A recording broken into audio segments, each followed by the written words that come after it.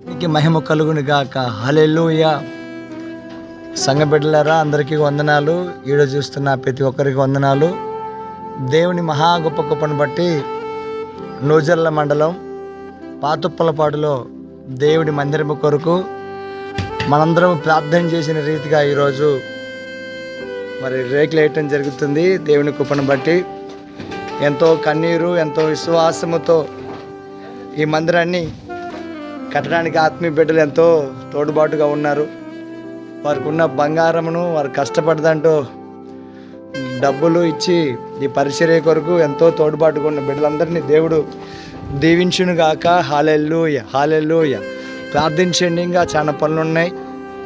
దేవుని కృపను బట్టి ప్రార్థించండి. దేవుడు అన్నీ సమకూర్చాలని, దేవుడు తన కృపలో భద్రపరచాలని ప్రార్థించాలని మనం చేస్తూ అందరికీ వందనాలు. దేవునికి మహిమ కలుగును.